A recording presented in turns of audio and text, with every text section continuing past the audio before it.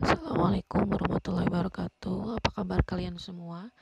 Pada kesempatan ini kita akan belajar mengenai pola bilangan. Sebelum kita melanjutkan ke materi, mari kita mulai dengan berdoa dulu. Berdoa dipersilahkan. Selesai. Mudah-mudahan dengan doa ini pembelajaran kita menjadi lebih mudah. Dan mudah-mudahan kita semua disehatkan sehingga bisa mengikuti pelajaran matematika dengan baik.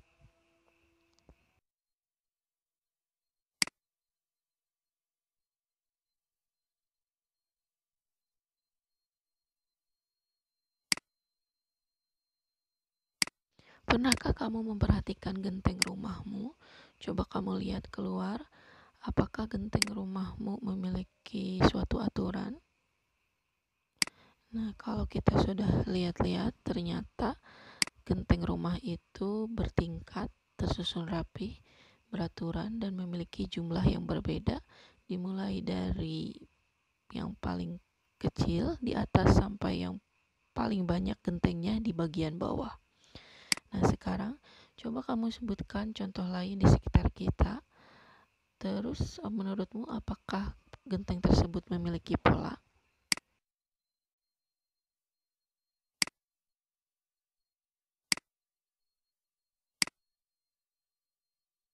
Nah, sekarang perhatikan gambar berikut ini. Gambar pertama itu ada sebuah segitiga yang terdiri dari 3 buah sisi. Jadi kalau kita ganti sisinya dengan batang korek api, berarti kita membutuhkan 3 batang korek api. Gambar kedua itu ada 2 segitiga. Kalau sisi segitiganya ibu ganti dengan korek api, berarti kita membutuhkan 1, 2, 3, 4, 5 batang korek api. Gambar ketiga ada 3 segitiga. Berarti kita membutuhkan 1, 2, 3, 4, 5, 6, 7 batang korek api. Gambar yang kedua itu adalah lingkaran. Ada 1 lingkaran, 3 lingkaran, 5 lingkaran, 7 lingkaran, dan 9 lingkaran. Menurut kalian, gambar-gambar tersebut memiliki pola atau tidak? Jelaskan jawabannya. Nah, untuk lebih memahaminya, apakah itu memiliki pola atau tidak, kita harus tahu dulu apa itu pola bilangan.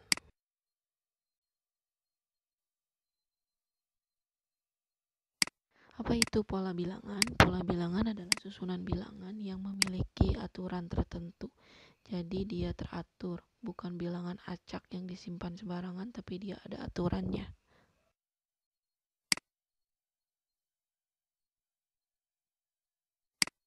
Ada berbagai macam jenis pola bilangan. Yang pertama adalah pola bilangan asli, yaitu 1, 2, 3, 4, dan 5.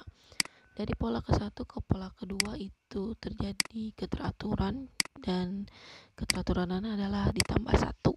Dari pola 1 ke 2 tambah 1, pola 2 ke 3 ditambah 1, 3 ke 4 ditambah 1, dan seterusnya.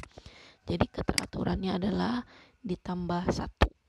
Kemudian pola ke-1 sama dengan 1, pola ke-2 sama 2, pola ke-3 sama dengan 3, dan seterusnya. Berarti pola ke-24 sama dengan berapa? Ada yang tahu jawabannya? Ya, tentu saja jawabannya pola ke-24 adalah sama dengan 24. Dan pola ke-100 berarti jawabannya adalah 100. Maka pola ke-n-nya adalah sama dengan n. Artinya kalau ditanyakan pola ke-1000 berarti jawabannya 1000. Kalau pola ke-500 jawabannya adalah 500.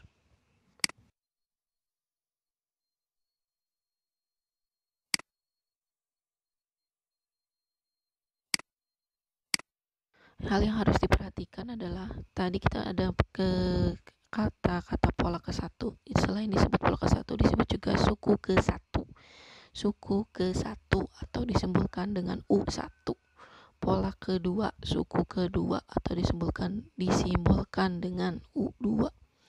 Pola ke-n disebut juga suku ke-n, disimbolkan dengan UN. Jadi U itu artinya suku ke atau pola.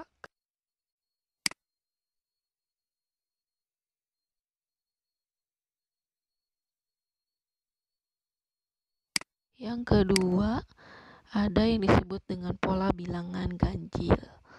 Perhatikan gambarnya, ada beberapa lingkaran. Lingkaran pertama pada gambar pertama ada satu lingkaran, kedua ada 3 lingkaran, terus 5, 7, 9 dan seterusnya, sehingga membentuk suatu pola, yaitu pola bilangan ganjil.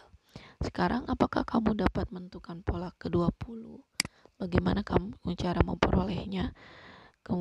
Kalau masih ke-20, ke-13 atau ke-15, artinya masih sedikit angkanya, kita bisa mencarinya dengan mencacah atau dihitung satu-satu. 1, 3, 5, 7, 9, berarti selanjutnya adalah 11, 13, 15. Nah, nanti kita tentukan urutan ke-20-nya itu berapa. Sekarang kalau diperbanyak, misalnya dapatkah kamu menentukan pola ke-200? Kalau caranya seperti tadi dengan cara dicacah, pasti akan lama. Berarti kita harus mencari cara yang lain yang lebih cepat untuk menentukan pola ke-200 atau suku ke-200.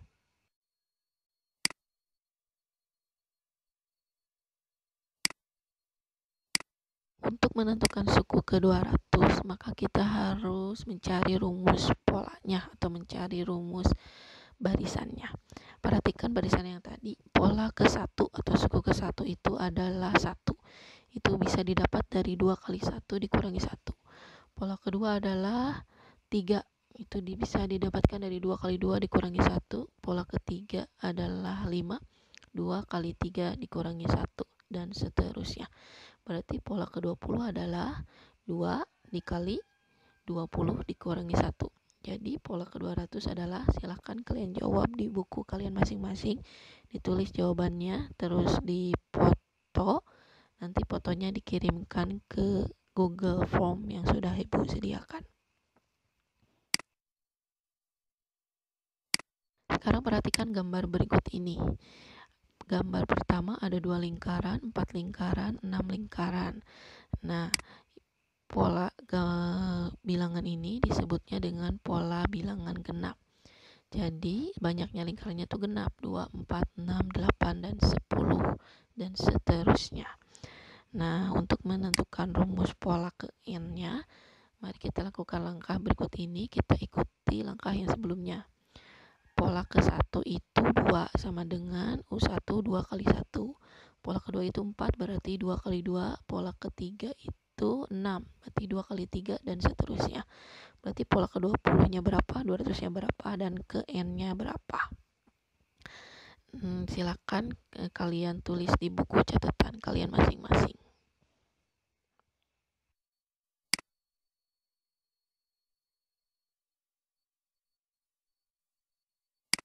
Sekarang pola yang ketiga. Pertama ada 1 lingkaran, 4 lingkaran, 9 lingkaran, 16 lingkaran, dan seterusnya. Ini disebut dengan pola bilangan persegi. Suku ke-1 itu 1. Bisa diperoleh dengan mengalikan 1 kali 1. Suku kedua itu 2 kali 2. Suku ketiga itu 3 kali 3, dan seterusnya. Sekarang kalian tentukan suku ke-20, ke-200, dan suku ke n. Sama kayak tadi ya, jadi setiap ada pertanyaan titik-titik, tulis di buku kalian masing-masing, di buku catatan matematik, kemudian nanti hasilnya dipotokkan dan dikirimkan ke Google Form yang sudah disediakan.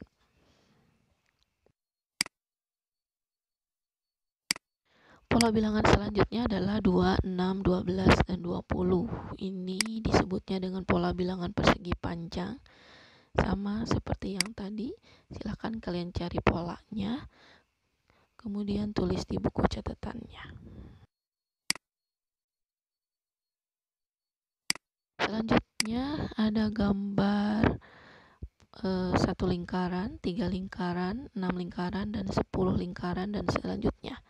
Nah, 1, 3, 6, 10 ini disebutnya pola bilangan segitiga.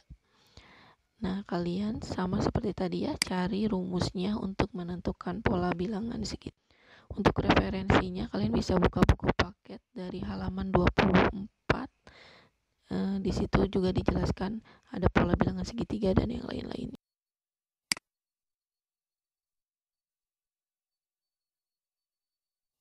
Untuk selanjutnya ada yang disebut dengan pola bilangan Fibonacci, yaitu 0, 1, 1, 2, 3, 5, 8, 13, 21, dan seterusnya. Nah, coba kalian bisa tidak menentukan 3 suku berikutnya. Silakan kalian isi titik-titik berikut ini.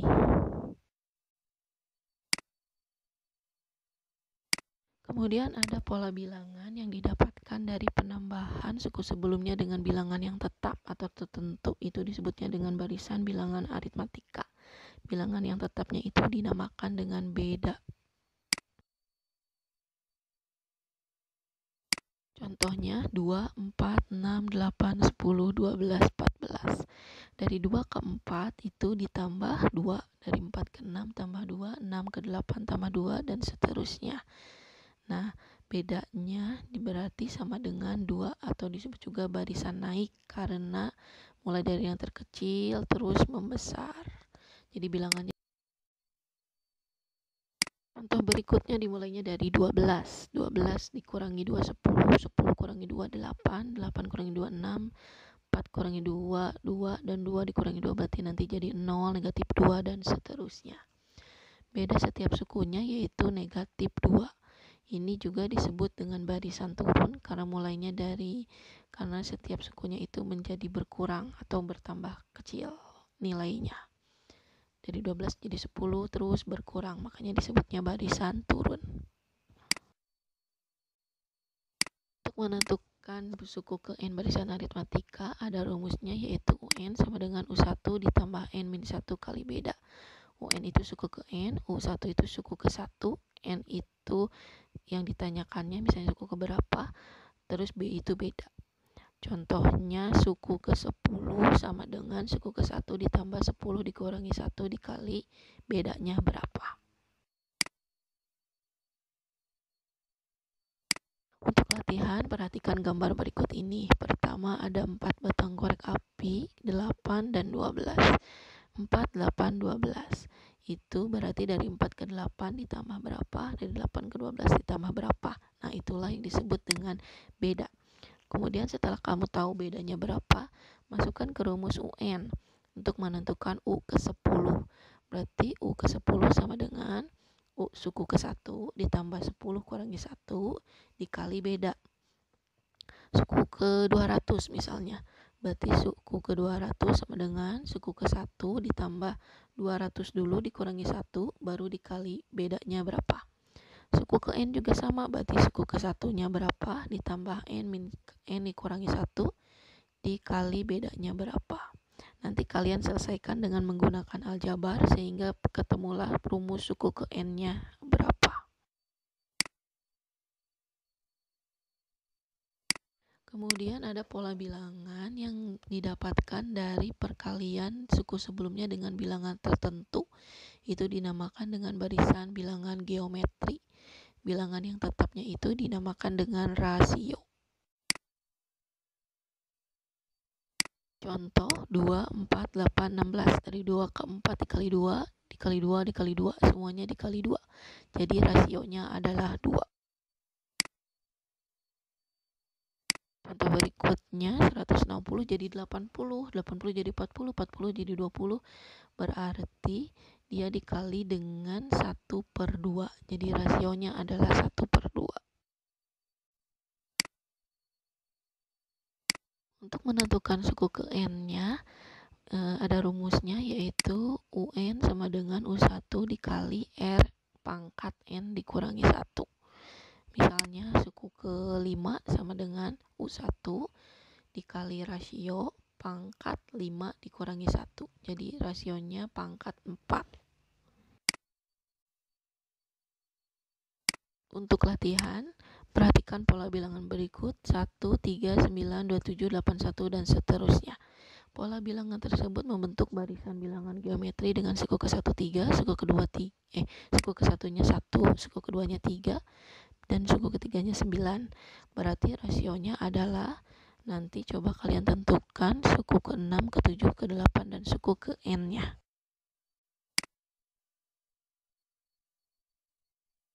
Sekian dulu untuk pertemuan kali ini. Terima kasih atas perhatiannya. Tetap semangat belajar di rumah. Jangan lupa tugasnya dikerjakan dan dikumpulkan melalui Google Form. Sekali lagi terima kasih. Assalamualaikum warahmatullahi wabarakatuh.